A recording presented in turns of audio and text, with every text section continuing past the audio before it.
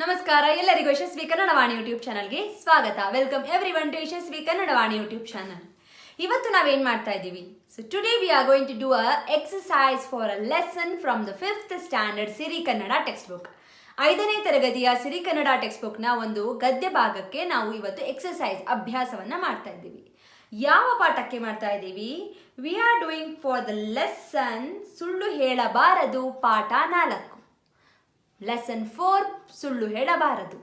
So if you have not listened to the lesson yet, so I request you all to go back and listen to the lesson, listen to the explanation that I have given in this video, in this channel already.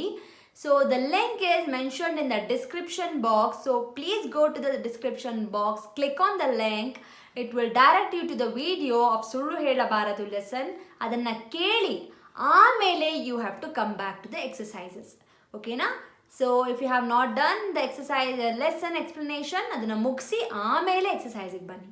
Okay, it's my request. Okay, next will come to the lesson exercises. Before starting I request all the children to take your text book, pencil, your rough note and earphone with for your device. Earphone ಖಂಡಿತ ತಗೊಳ್ಳಿ, so that you won't get distracted in between. You will listen to the complete explanation of the exercise. Let's start with the lesson. ಸುಳ್ಳು ಹೇಳಬಾರದು. ಸುಳ್ಳು ಹೇಳಬಾರದು, page number 27. ಪದಗಳ ಅರ್ಥ. You have a ಪದಗಳ ಅರ್ಥ. So you have a many meanings ಇದೆ. So it's not so much like ಏನು ನಮ್ಮ ಮಾತು ಕೇಳಿ ನದಿ ಅಳಲು ಥರ ತುಂಬ ಇಲ್ಲ. Little less, so which you can practice. If I have not given the meanings for you in the lesson, I'll just read out the meanings. I don't think so I have given the meanings in the lesson. So let me tell the meaning in English. Okay, na note ಮಾಡ್ಕೊಳ್ಳಿ. Appi is a hug. Udaisu is like a bond or form. Kavidiruva ಅಂದ್ರೆ it's like a covered. ಕಷಾಯ, it's a ಔಷಧಿ. ಕಷಾಯ you all know. ಕೆಂಬಣ್ಣ, ಕೆಂಪು ಬಣ್ಣ, red colour. ಚಾಚಿ, spread. ಚಾತುರ್ಮಾಸ, 4 month. ದಟ್ಟ ಅಂದರೆ ಡೆನ್ಸ್. ದಿಣ್ಣೆ, ದಿಣ್ಣೆ it's like a slab, it's like a height of ಏನಂತಾರೆ ಅ ಬೆಂಚ್. ದುರುಗುಟ್ಟು ಅಂದರೆ ಹಿಂಗೆ ನೋಡೋದು, ದುರುಗುಟ್ಟಿಸಿ ನೋಡೋದು, ದಿಟ್ಟಿಸಿ ನೋಡೋದು. Look at steering. ಪರದೆ ಅಂದರೆ ಕವರ್ಡ್. ಪಶ್ಚಾತ್ತಾಪ, ರಿಯಲೈಸೇಷನ್. ಪ್ರಸಿದ್ಧ ಅಂದರೆ ಖ್ಯಾತಿ, ಫೇಮಸ್. ಮುಂಜಾನೆ, ಬೆಳಗಿನ ಜಾವ, ಮಾರ್ನಿಂಗ್. ಮೀರಿ, ಟು ಏನಂತಾರೆ ಮೀರಿ, ಟು you crossed. ವ್ರತ, ವ್ರತ is some ritual. Santhosh, happy. ಶಪಥ is a promise. Okay, so, sometimes it will become difficult to translate from Kannada to English as I don't use English very much. Okay, fine. So sometimes it happens. Sorry for that. ಅಭ್ಯಾಸ. Come to the ಅಭ್ಯಾಸ. ಕೆಳಗಿನ ಪ್ರಶ್ನೆಗಳಿಗೆ ಉತ್ತರಿಸಿ. Answer to the following questions. So as I always tell you, I'll read out the question, I'll make you to understand the question, you have to give me the answer. Okay?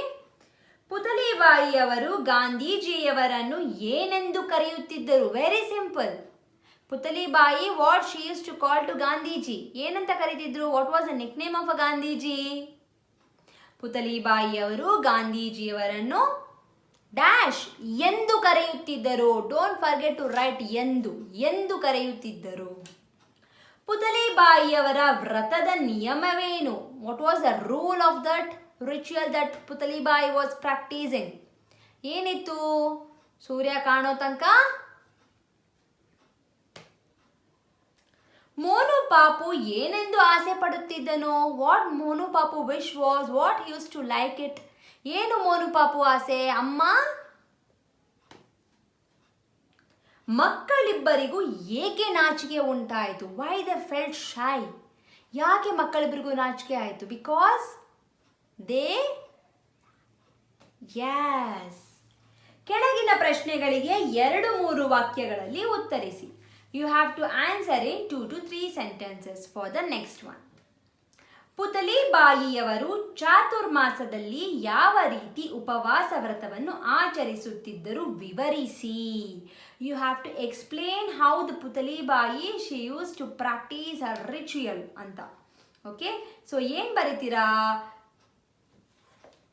So here you have ಪ್ರತಿ ವರ್ಷವೂ ಮಳೆಗಾಲದ ನಂತರ ಬರುವ after second paragraph of third line, ಪ್ರತಿ ವರ್ಷವೂ ಮಳೆಗಾಲದ ನಂತರ ಬರುವ ಚಾತುರ್ಮಾಸದಲ್ಲಿ ಪುತಲಿಬಾಯಿಯವರು ಉಪವಾಸ ವ್ರತವನ್ನು ನಿಷ್ಠೆಯಿಂದ, ಇನ್ಸ್ಟೆಡ್ ಆಫ್ ಅವಳು ರೈಟ್ ಪುತಲಿಬಾಯಿ, ನಿಷ್ಠೆಯಿಂದ ಆಚರಿಸುತ್ತಿದ್ದರು. ಲು ಇದೆ, ರು ಮಾಡಿ. ಎಷ್ಟೇ ಕಷ್ಟವಾದರೂ ವ್ರತದ ನಿಯಮದಂತೆ ಸೂರ್ಯೋದಯವನ್ನು ಕಣ್ಣಾರೆ ನೋಡದೆ ಊಟ ಮಾಡುತ್ತಿರಲಿಲ್ಲ. The complete 3 lines of the second paragraph is the answer for the question.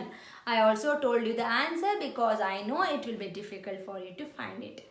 But ನೀವು ಕಾಪಿ ಮಾಡಿ ಬರಿಬೇಕು.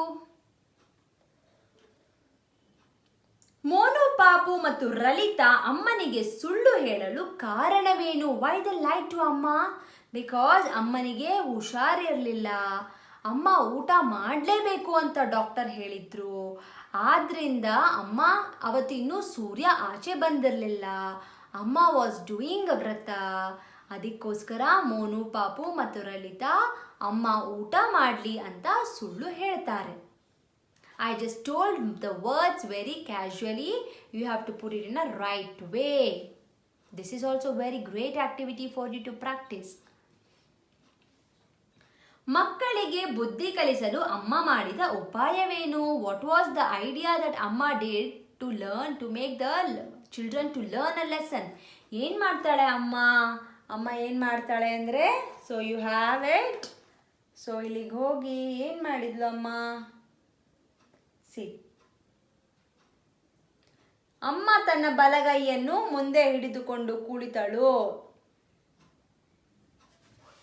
Let me just put it in the okay. ಅಮ್ಮ ಏನು ಮಾಡ್ತಾಳೆ? ಶಿ ವೋಕ್ ಅಪ್ ಆ್ಯಂಡ್ ಬಲಗೈಯನ್ನ ಮುಂದೆ ಇಡ್ತಾಳೆ. Then she will tell Monu, Papu and Lalita, see, if you touch my hand with a right hand that you are right. If you touch my right hand, that you are telling lies. But I won't be knowing that in which hand you will be touching me. So, ಈ ಥರ ಒಂದು ಉಪಾಯವನ್ನು ಅಮ್ಮ ಮಾಡ್ತಾಳೆ to teach a lesson to the children. Okay? ನೀವೇನು ಮಾಡಬೇಕು? You have to put the answer in the words. Okay? Very good. ಹೊಂದಿಸಿ ಬರೆಯಿರಿ.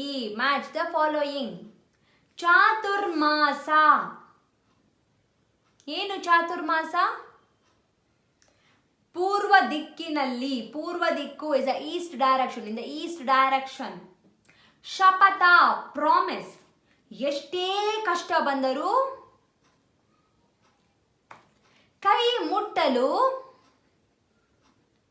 ಶೈ. So answer ಗೊತ್ತಲ್ವಾ? ಆನ್ಸರ್ ಮಾಡಿ. Very good. ಆವರಣದಲ್ಲಿ ಕೊಟ್ಟಿರುವ ಪದಗಳಲ್ಲಿ ಸೂಕ್ತವಾದದ್ದನ್ನು ಆರಿಸಿ ಬಿಟ್ಟ ಸ್ಥಳ ಭರ್ತಿ ಮಾಡಿರಿ. Okay, they have given the answers at the end in the bold letters, if you can see here. Okay, illinda you have to select the answer and write the suitable answer in the blank. ಅಮ್ಮ ಹಸಿವಿನಿಂದ ಇರುವುದು Monu ಪಾಪುವಿಗೆ dash ಉಂಟು ಮಾಡುತ್ತಿತ್ತು. ಏನು ಮಾಡ್ತಿತ್ತು? He was feeling sad. Look the word sad. ಸೂರ್ಯ ಉದಯಿಸುವುದು ಕಾಣಬೇಕಾದರೆ ಆಕಾಶಕ್ಕೆ ಪರದೆ ಕಟ್ಟಿರುವ ಡ್ಯಾಶ್ ಕರಗಬೇಕು. ಏನ್ ಕರಗಬೇಕು? The black clouds has to go away.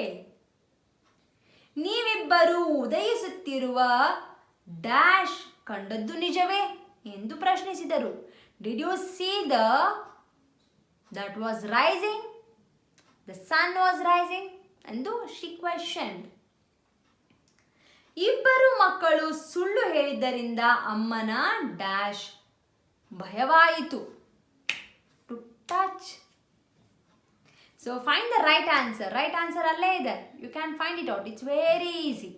So this is the exercise ಅಷ್ಟೇ. It's very simple. Exercise is very simple.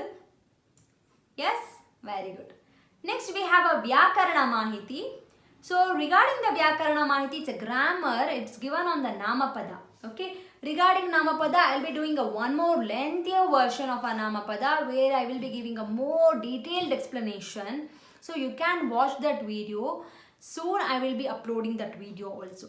So for time being, I'll explain you briefly here so that you can have an idea of what is Namapada. But for the complete detailed explanation, please watch the video when it is uploaded. So to get to know that, you should have subscribed to my channel and you should have clicked the bell icon so that you will get the notification as and when I upload the video. Let me start with the Vyakarana Namapada. Yenu Namapada? You all know what is noun. Noun andreno? It's a name of a name, place, animal, thing. Ade tara Namapada. ಹೆಸರನ್ನು ಸೂಚಿಸುವ ಪದ ನಾಮಪದ. Repeat, ಹೆಸರನ್ನು ಸೂಚಿಸುವ ಪದ ನಾಮಪದ. The word that signifies the name is a namapada. The name of a person, place, animal, thing. Right? Yes. Vyakti, person, vastu, thing, sthala, place. I'm reading this line. Prani, animal. ಹೆಸರುಗಳನ್ನು ಸೂಚಿಸುವ ಪದ. I'm here, ನಾಮಪದ. So if you are confused, where am I? I'm here, ನಾಮಪದ. Okay? ಹೆಸರನ್ನು ಸೂಚಿಸುವ ಪದಗಳಿಗೆ ನಾಮಪದ ಎನ್ನುತ್ತಾರೆ. ನೇಮ್, ವಸ್ತು. ಫಾರ್ ಎಕ್ಸಾಂಪಲ್, ವ್ಯಕ್ತಿ, ಯೋರ್ ನೇಮ್. ವಸ್ತು, ಪೆನ್. ಸ್ಥಳ, ಬೆಂಗಳೂರು. ಪ್ರಾಣಿ, ನಾಯಿ. That's it. ಅಷ್ಟೇ, ವೆರಿ ಸಿಂಪಲ್, ರೈಟ್? ಸೊ ನಾಮಪದದಲ್ಲಿ 3 ವಿಧ. ಎಷ್ಟು ವಿಧ ನಾಮಪದದಲ್ಲಿ? 3 ವಿಧ. 3 ವಿಧ, 3 ವಿಧ. ಯಾವುದು? ರೂಢನಾಮ, ಅಂಕಿತನಾಮ, ಅನ್ವರ್ತನಾಮ. ರಿಪೀಟ್, ರೂಢನಾಮ, ಅಂಕಿತನಾಮ, ಅನ್ವರ್ತನಾಮ. ಅನ್ವರ್ಥನಾಮ. Wonderful. What comes in Rudanama? Rudanama is the word which are very commonly used to names. Okay, ರೂಢಿಯಿಂದ ಬಂದ ಪದ. ರೂಢಿಯಿಂದ ಬಂದ ಪದ. Daily we tell that chair, table, ಕಿಟಕಿ, ಮನೆ, ಬಾಗಿಲು, ರೈಲು, ನದಿ, ಬೆಟ್ಟ, ಸಮುದ್ರ, ಹಡಗು. ಹಡಗು is a ship, ನದಿ is a river, ಸಮುದ್ರ is a ocean. ಇದೆಲ್ಲವೂ ರೂಢನಾಮ. Which is come in the practice. By practice we have learned these words. ಇದೆಲ್ಲವೂ ರೂಢನಾಮ. ರೂಢಿಯಿಂದ ಬಂದ ಪದಗಳಿಗೆ ರೂಢನಾಮ ಎನ್ನುತ್ತಾರೆ. Next is ಅಂಕಿತನಾಮ. ಅಂಕಿತನಾಮ ಅಂದರೆ to converse, to have that communication, to have that business, to have some relative.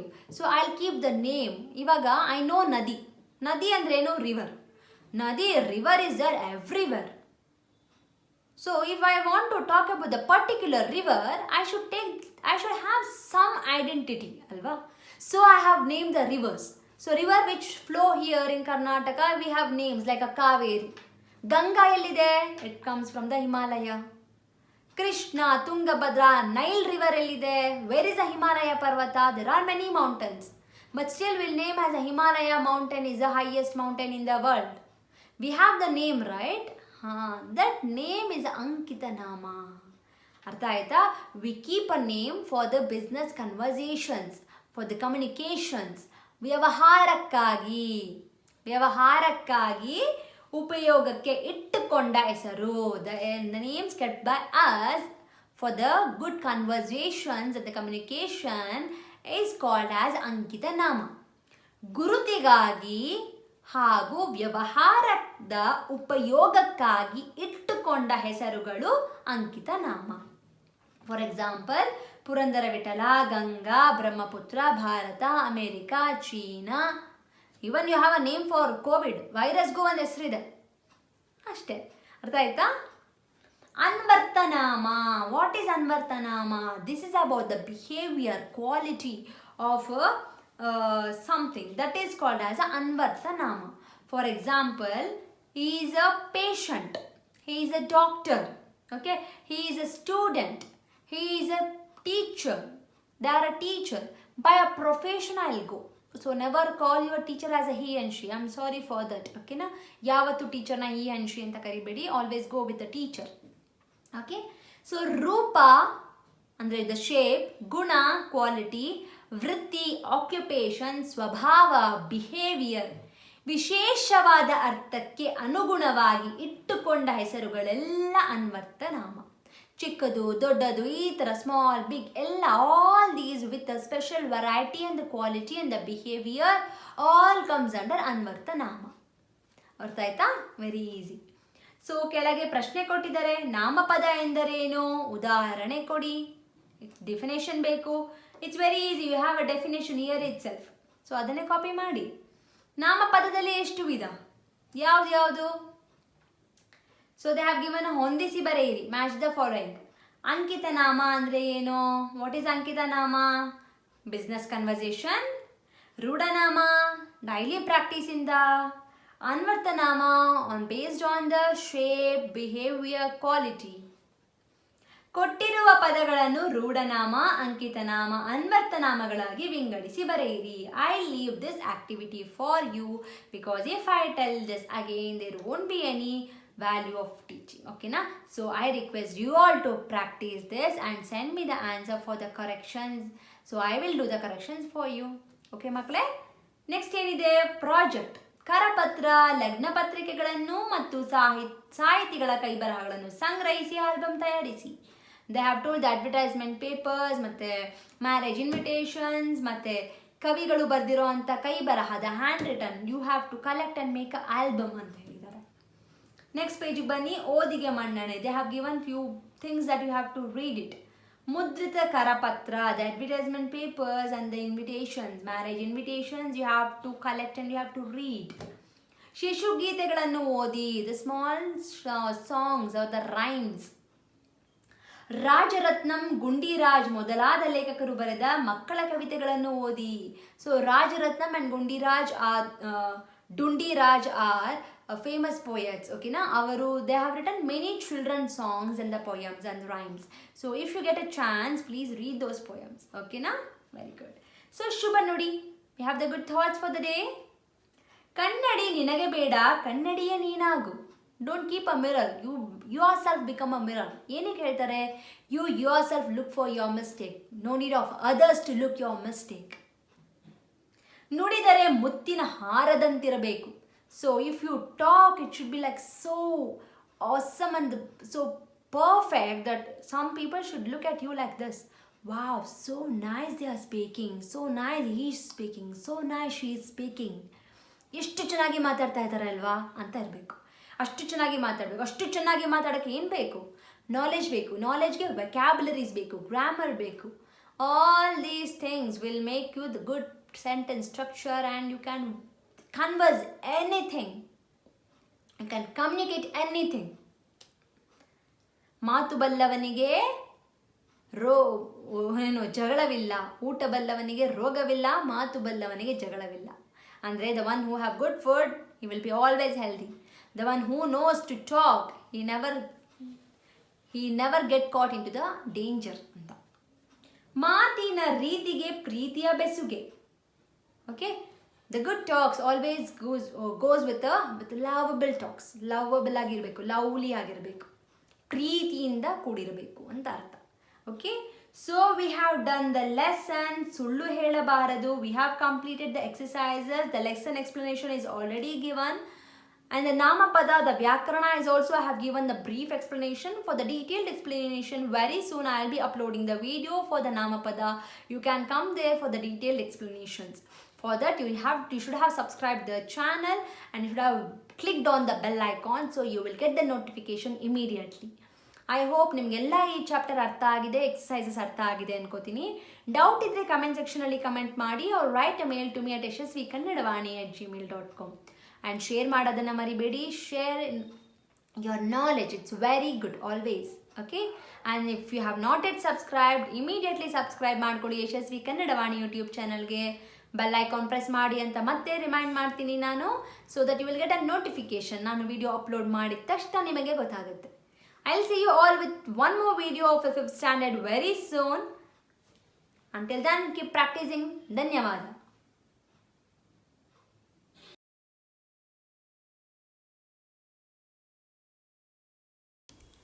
Please subscribe to Yashasvi Kannadavani YouTube channel. ಧನ್ಯವಾದಗಳು.